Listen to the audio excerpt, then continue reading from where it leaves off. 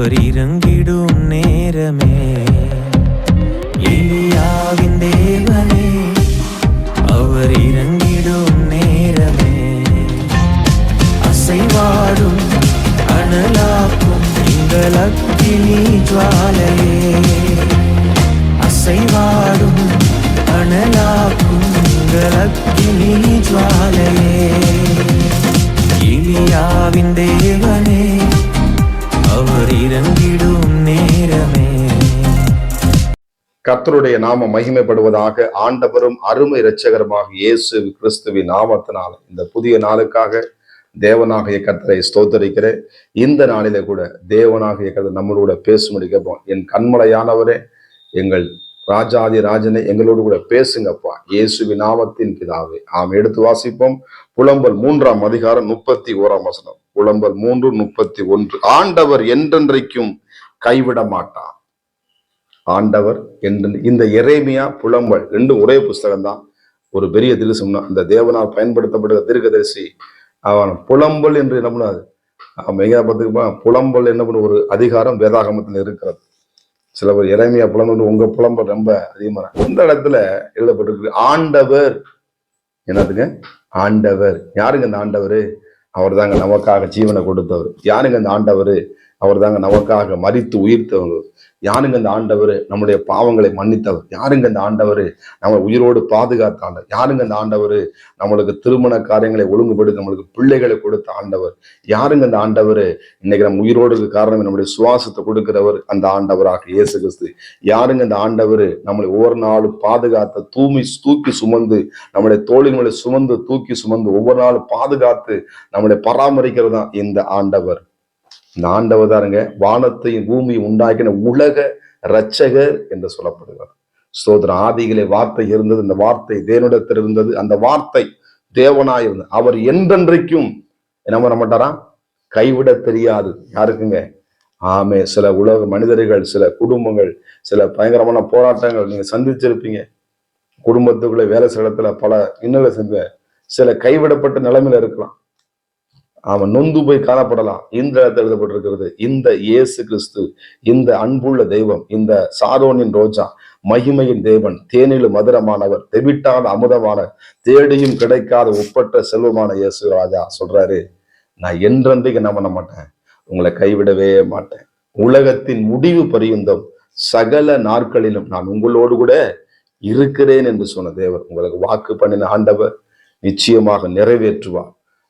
சோத்திரம். அந்த வார்த்தைகளை என்ன பண்ணுங்க, நீங்க பிடித்து கொடுங்க. இந்த அதிகாரத்தை நீங்க என்ன வாசிங்கன்னா, காலைதோறும் உங்களுடைய கிருபை என்ன பண்ணுங்க, புதிதா இருக்கும் என்று எழுதப்பட்டிருக்கிறது.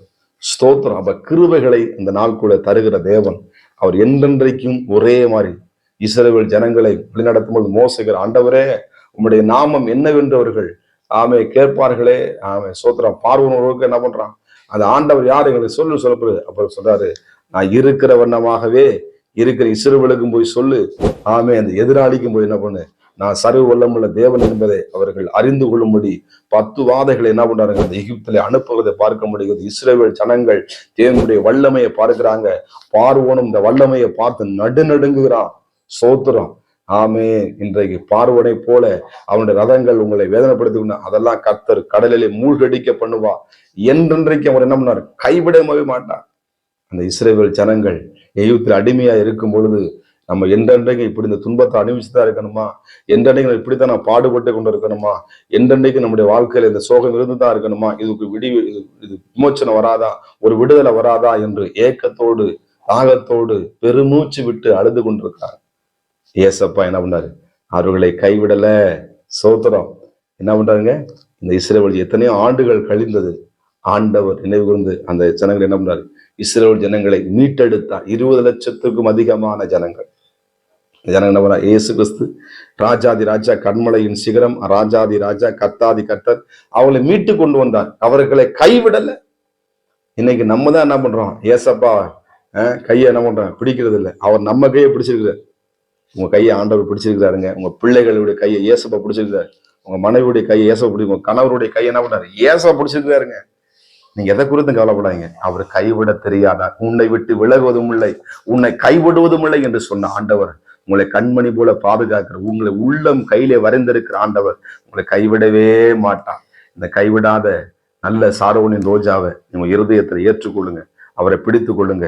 இந்த அன்புள்ள இயேசு உங்களை அதிகமாக நேசிக்கிறார். பாவத்தை வெறுத்து தேவனுடைய சமூகத்துக்கு ஓடிவாங்க, பரிசுத்தமாய் வாழுங்க.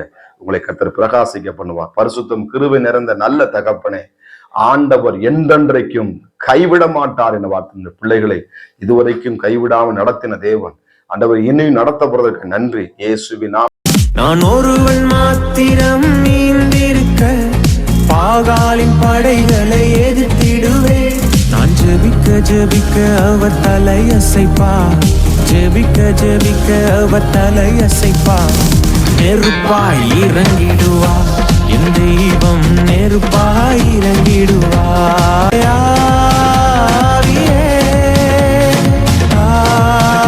ஆவியே, அசைவாடும் அனலாக்கும் எங்கள் அக்கினி ஜுவாலையே, அசைவாடும் அனலாக்கும் எங்கள் அக்கினி ஜுவாலையே.